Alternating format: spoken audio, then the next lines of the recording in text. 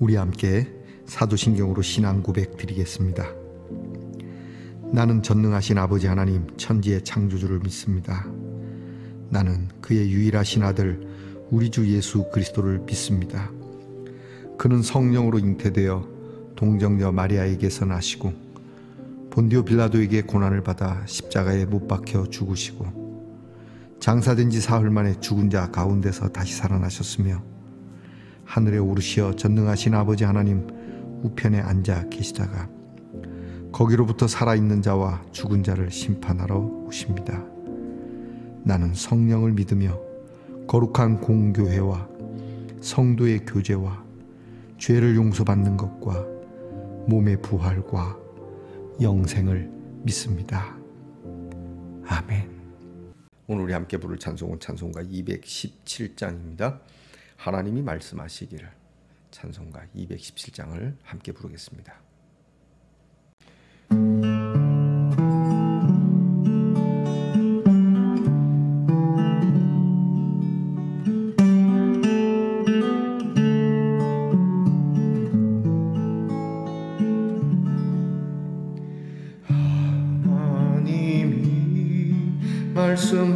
말씀하시기를 내 마음을 나에게 바치오라. 너 어디 있든지 날 섬기며 기쁘게 날 항상 의지하라.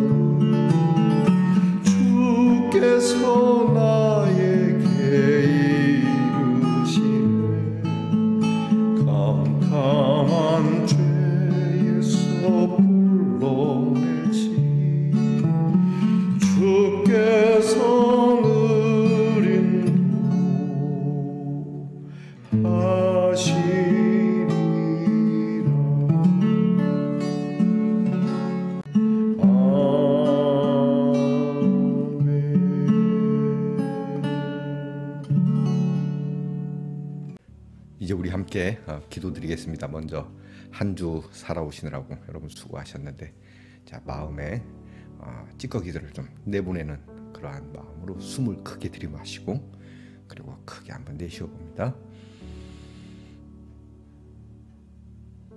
천천히 내쉽니다. 기도하겠습니다. 우리에게 마음을 주시는 하나님, 우리에게 사랑의 마음을, 위로의 마음을, 그리고 긍휼의 마음, 인자하신 마음을 늘 보여주시는 하나님께 감사와 찬송과 영광을 올려드립니다. 이 한 주도 주의 은혜 가운데 살아왔습니다. 하오나 우리는 주님께 한결같은 마음을 보이지 못했습니다.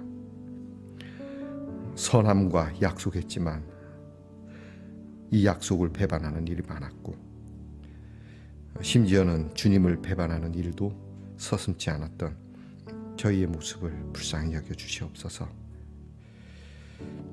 오늘도 우리에게 마음을 받기 원하시고 우리를 이렇게 일으켜 세우시며 생명을 주시는데, 이 한순간만이라도 주님께 마음을 드릴 수 있는 믿음이 있게 하옵소서.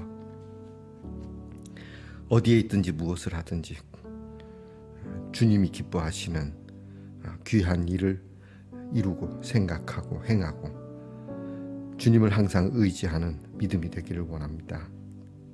주님, 우리의 마음에 한 주 살아오며 쌓였던 모든 찌꺼기를 보혈의 능력으로 씻어주시고, 이제 주님 앞에서 새로운 마음 그리고 새로운 결단으로 다시 시작할 수 있는 저희들이 되게 하옵소서.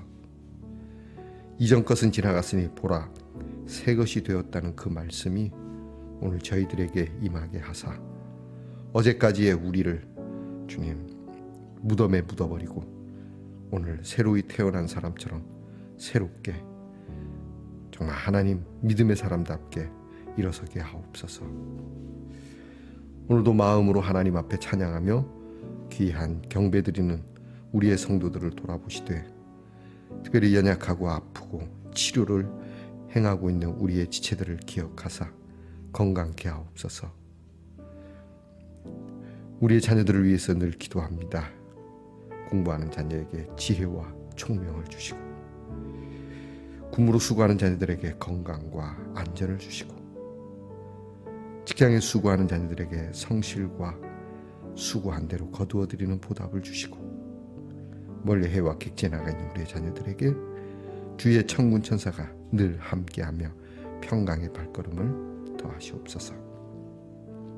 하나님, 오늘도 하나님 말씀을 열어 함께 묵상합니다. 주님의 말씀 따라 우리 자신을 다시 한번 돌아보고 오늘 새로운 기초를 쌓으며 새로운 반석을 세우는 귀한 야곱이 자고 일어난 자리, 하나님 귀한 자리가 되게 하여 주시옵소서. 이 베델의 자리를 하나님께 감사하며 예수님 이름으로 기도하옵나이다. 아멘. 오늘 우리가 함께 나눌 하나님 말씀은 예레미야 17장 1절로부터 11절까지의 말씀입니다. 예레미야 17장 1절로부터 11절까지의 말씀을 여반 저와 같이 함께 소리내어 읽겠습니다. 유다의 죄는 금강석 끝 철필로 기록되되 그들의 마음 반과 그들의 제단불에 새겨 졌거늘 그들의 자녀가 높은 언덕 위 푸른 나무 곁에 있는 그 제단들과 아세라들을 생각하도다. 들에 있는 나의 산아, 내 온 영토의 죄로 말미암아 내가 내 재산과 내 모든 보물과 산당들로 노략을 당하게 하리니 내가 내게 준 내 기업에서 내 손을 뗄 것이며 또 내가 너로 하여금 너의 알지 못하는 땅에서 내 원수를 섬기게 하리니 이는 너희가 내 노를 맹렬하게 하여 영원히 타는 불을 일으켰음이라. 여호와께서 이와 같이 말씀하시니라. 무릇 사람을 믿으며 육신으로 그의 힘을 삼고 마음이 여호와에게서 떠난 그 사람은 저주를 받을 것이라. 그는 사막의 떨기나무 같아서 좋은 일이 오는 것을 보지 못하고 광야 간주한 곳 건건한 땅 사람이 살지 않는 땅에 살리라. 그러나 무릇 여호와를 의지하며 여호와를 의뢰하는 그 사람은 복을 받을 것이라. 그는 물가에 심어진 나무가 그 뿌리를 강변에 뻗치고 더위가 올지라도 두려워하지 아니하며 그 잎이 청청하며 가무는 해에도 걱정이 없고 결실이 그치지 아니함 같으리라. 만물보다 거짓되고 심히 부패한 것은 마음이라.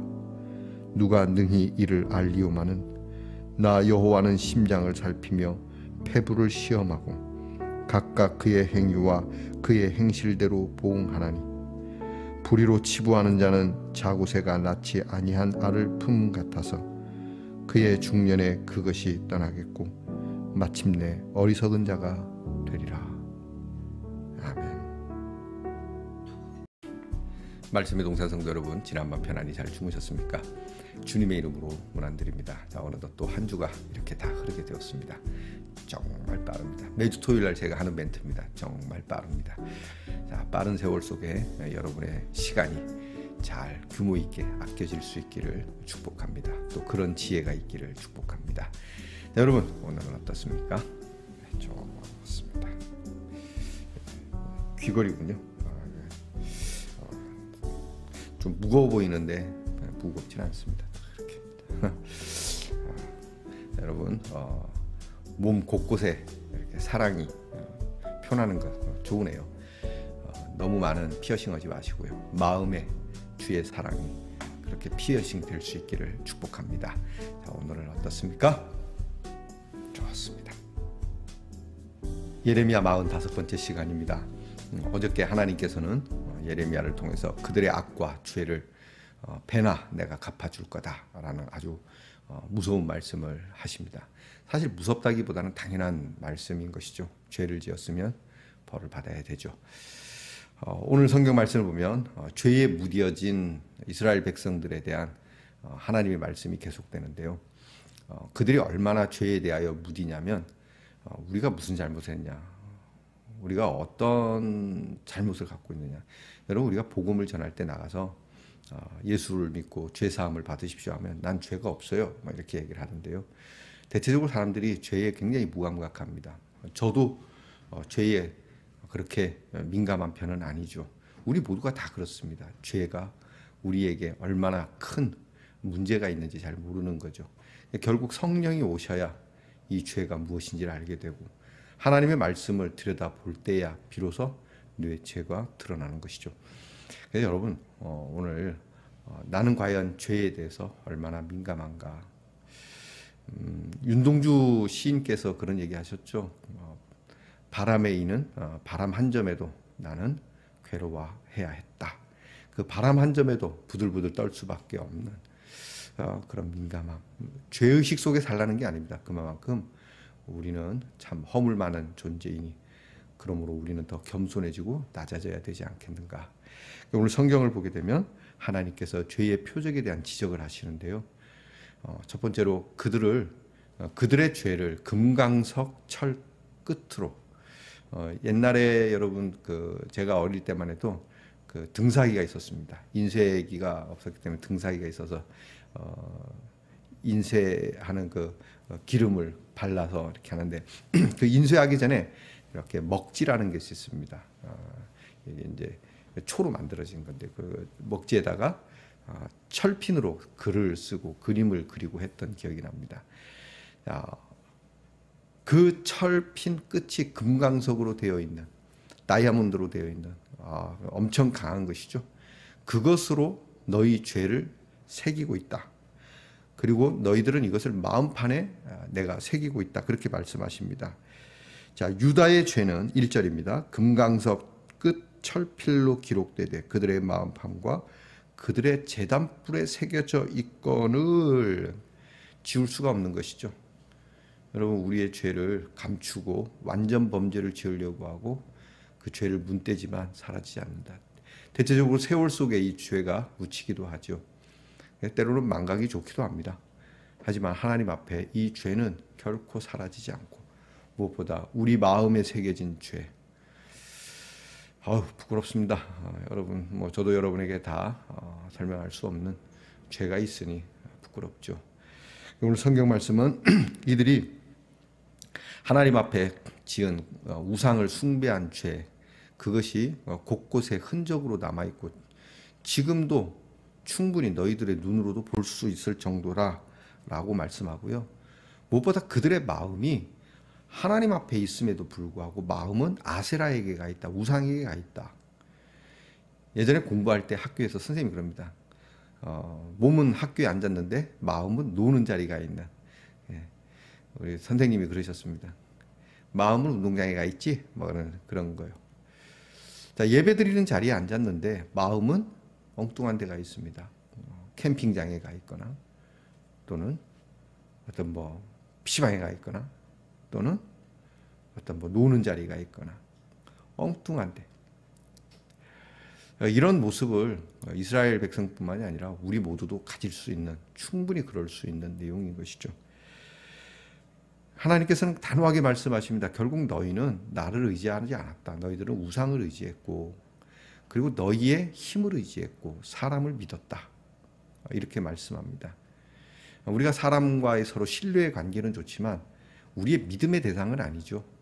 내가 너를 믿었는데, 이거하고는 좀 다릅니다. 난 너를 믿어. 이거는 내가 너를 신으로 여기는 건 아니죠. 여기서 말하는 사람을 믿었다는 것은 신으로 받드는, 옛날에는 그런 일이 있었습니다. 황제를 신으로 받드는 거죠. 뭐 옛날뿐만이 아닙니다. 일제시대만 해도 일본의 뭡니까 그 뭐 머시갱이 같은 이름도 잘 모르는데, 일본 뭐 천황을 신으로 받드는 인간이죠. 그러니까 로마의 황제가 신인 것처럼, 나라의 임금이 신인 것처럼 지금도 어느 한 집단의 우두머리를 신으로, 대통령을 신으로, 이런 것을 얘기하는 겁니다. 그러다 보니 당연히 인간의 힘, 네가 가진 힘을 네가 의지했다. 육신으로 그의 힘을 삼았다. 권력으로 힘을 삼고, 돈으로 힘을 삼고, 우리가 가진 어떤 백이죠. 뭐 관계로 힘을 삼고. 그게 5절 말씀에 나오는 말씀입니다. 그리고 무엇보다 너희 마음은 하나님께로 떠났다. 근데 오늘 성경의 5절에 보면 이런 사람은 저주를 받는다고 딱 못을 박습니다. 사람을 믿으며 육신으로 힘을 삼고 마음이 하나님께서 떠난 사람은 반드시 저주받는다. 공부를 못한다고 저주받는 게 아닙니다. 일을 좀 못한다고, 좀 가진 것이 없다고, 여러분 그런 사람들이 저주를 받는 게 아닙니다. 오늘 성경 말씀에 보면 확 못을 박습니다. 사람을 믿고 육신으로 힘을 삼고 마음은 하나님께로부터 떠난 사람들. 여러분 이런 사람들은 교회 안에도 얼마든지 있을 수 있습니다. 오늘도 저와 함께 하나님을 노래하면서 하나님의 말씀을 들으면서도 이런 모습을 취할 수가 있습니다. 목사에게서도 나타날 수 있고 평신도에게서도 나타날 수 있는, 여러분 이러한 사람 누구에게나 있습니다. 결국 생명의 근원이 되신 하나님을 버린 것, 이것은 죽을 수밖에 없는 것이죠. 폴 틸리라고 하는 유명한 현대 신학자가 또 철학자가 있습니다. 그 폴 틸리는 그런 이야기를 합니다. 궁극적 관심이라고 하는 그의 책 속에 사람이 이렇게 살면서 관계되어지는 소중한 것들인데, 그것을 양파 껍질 벗기듯 하나씩 둘씩 다 벗기면 마침내 벗길래야 벗길 수 없는 관계가 있다 그럽니다. 뭐 친구가 소중해도 언젠가는 떨어져 나갈 것이고, 가족이 소중해도 떨어져 나갈 것이고, 내가 가져왔던 추억 모든 것 다 떨어져 나갈 것이고, 죽음마저도 내게서 떨어져 나가게 될 건데, 그 마지막에 뗄래야 뗄 수 없는 그것은 바로 하나님과 나와의 관계라고 하는 겁니다. 이게 인간과 하나님과의 관계라고 하는 겁니다. 생명의 근원을 이야기하는 것이죠. 자, 이 근원, 생명의 근원을 찾기 위해서 오늘도 많은 학자들이 고민을 하는데, 오늘 하나님께서 말씀하십니다. 나를 버린 것, 그것은 생명의 근원을 버린 것과 같고 저주를 받게 될 것이다 라고 말씀하시는 것이죠. 결국 이 일로 인해서 먼저 이스라엘 백성들은 어떤 저주를 받느냐, 그들이 가진 보물과 그들이 가진 모든 재물을 다 노략질 당하게 될 거고, 그들은 끌려가서 알지 못하는 나라에 가서 정말 어거지로 섬기기 싫은 자들과 섬기기 싫은 것들을 섬길 수밖에 없는 노예 신세가 될 것이고, 그리고 삶의 자리가 사막과 같이 될 것이고, 그리고 죄로 인한 보응으로 너희들이 가장 안정적으로 살아야 할 중년의 때에 불안해지게 되고 아무것도 남지 않는 빈털터리가 될 거다. 그리고 어리석게 될 거다. 수치를 당하며 결국 흙과 같은 허무한 존재가 될 거다. 자, 이런 말씀을 오늘 성경 속에 하나님께서 던지고 계십니다. 함축하면 그겁니다. 네 마음이 어디 있냐? 네 마음이. 여러분 마음이 어디 가겠습니까? 내일 주일입니다. 우리의 마음이 어디로 향하고 있습니까? 그리고 그 마음과 함께 몸은 어디로 움직이고 있습니까? 여러분 몸과 마음이 함께 움직일 수 있는 그러한 일들이 많아야 됩니다. 몸 따로 마음 따로 하는 일들이 우리에게는 어쩔 수 없이 벌어지긴 하지만 이런 일들의 갭을 줄일 때 특별히 하나님 앞에서 하나님께 엎드리고 하나님의 말씀을 들어야 하는 그 시간, 하나님께서 우리에게 요구하시는 삶에 대해서 몸 따로 마음 따로는 안 되겠습니다. 여러분 오늘도 하나님 앞에 엎드려서 세상에 썩어질 것을 구하는 여러분이 아니라 신령한 것을 구하고 복음을 구하고 그리스도의 마음을 구하는 저와 여러분이 될 수 있기를 바랍니다. 바울은 말합니다. 너희는 마음에 이 마음을 품으라. 곧 그리스도 예수의 마음이니. 예수의 마음, 겸손한 마음, 낮아지는 마음, 섬기는 마음. 여러분 이런 마음이 오늘 우리 한국 교회와 그리고 한국의 민족을 밝게 빛나게 할 것이며 하나님 나라를 이루는 데 큰 도움이 될 겁니다.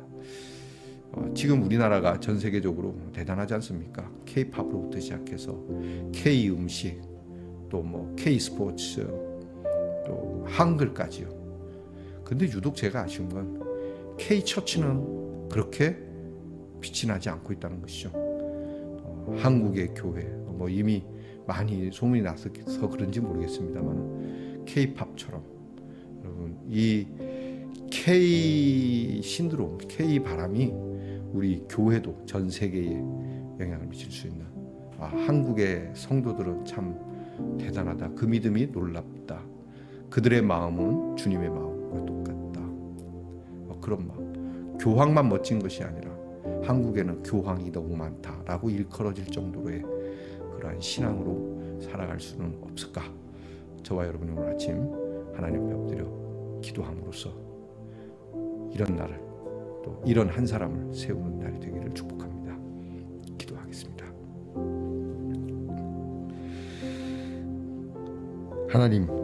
하나님을 선택하고 하나님을 의지하는 것으로 주어지는 아주 단순한 진리로서 얻는 축복이 우리에게 있게 하옵소서. 우리는 말씀을 마음판에 새김으로 죄의 흔적을 지우고 오히려 우리에게 있는 십자가 그 은혜의 흔적으로 풍성한 하나님의 복의 결실로 사는 믿음의 사람 말씀 동산의 성도들이 되게 하옵소서. 예수님 이름으로 기도합니다. 아멘.